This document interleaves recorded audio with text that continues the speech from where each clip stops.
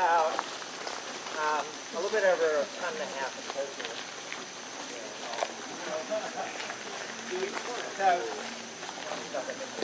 So the okara is the final. See how fat that squirrel is? Half the tofu every day? So he gets the okara that sits on, there's usually bins out here, and they eat that all day long. And okara is not really good for you. Look at him. He's so fat he can't even run up the trees anymore. Yeah. And the Hank's out here hoping to get another kid. They're probably just jonesing for more. It's just water. I know. And we do plain tofu, we do fine herb, and we also do an herb tofu that we sell in blocks and in 1-pounders.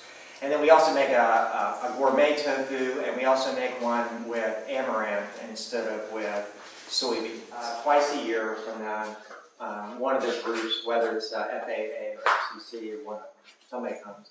They come and do all the inspections, make sure everything's being done right, so there's no salmonella, everything's done correctly.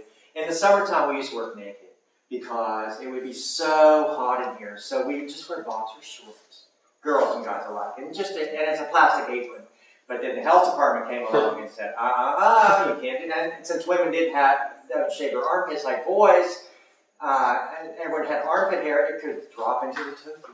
And so they made us wear more. So you have to wear t-shirts, you can't wear tank tops, you can't wear sleeveless, you can't go naked.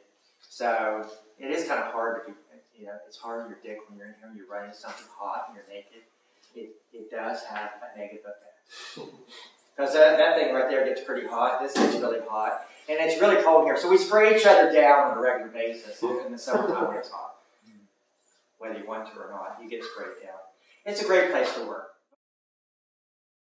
How do you decide who works where? Do you have the same job for a certain amount of time? Or? So we all kind of do everything. And you just decide when you get here what you want to do. Tofu business, everyone gets to try it out. When you're a visitor, there's cleaning jobs that you get assigned for. So we have a labor assigner, and they assign you work.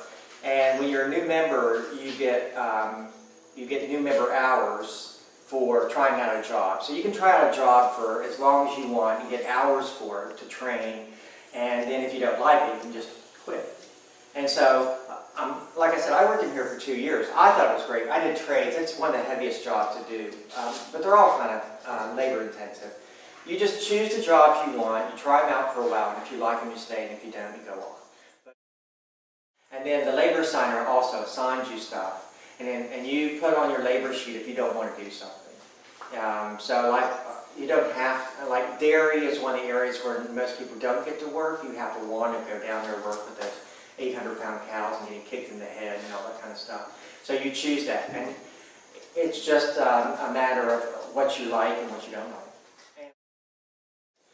Slackers don't do very well here. So if you find that you've been here for 6 months and you just don't want to work anymore and you decide you just don't want to sit in your room, get high and have sex all day, you can do that for a while. But after about, when you get 200 hours in the labor hole, someone comes and knocks on your door and says, you need to get a contract, and so they give you a contract. You can't go beyond too far out without working unless someone will come and talk to you. And then we do evict people or terminate their membership if they do things against the community. Like, we had a woman that she's waiting for God to tell her what to do next. She waited for 4 months for God to tell her what to do, and she got a feedback. And so when a feedback comes up for you, the whole community comes together and talks to her. And she wasn't working, so the community talked to her about that. A lot of people were rather upset. And then she said, well, she wanted to wait a little bit longer. So she waited even longer. And then we had a termination council called. And we started the process of her being terminated. And then she stayed on through that. Most people, when you get asked to leave, they don't stay. But she decided to stay. And she went through the whole process, got down to the last day when she had to leave. Also, when you get asked to leave, you have 2 days to go. And if you don't go by then, we call the county sheriff and they come and take you away. She waited almost until the very end to leave. And then we had 2 back-to-back 2-foot snows. And our vehicles were grounded. She decided that her bus to leave was at 2 o'clock in the morning. We had to take her at midnight. So we did, we took her, I was the one who took her. And we took her to the Greyhound station in Richmond and sent her on her way. But she didn't work for 4 months, but she got evicted and had to leave. Some people work it out. Some people get 200 hours in the hole and they end up working it out. It's just a matter of getting, I think a lot of people just, it's a new place. They want to see how far they can push boundaries. And so they try it and see it, and it never usually works out.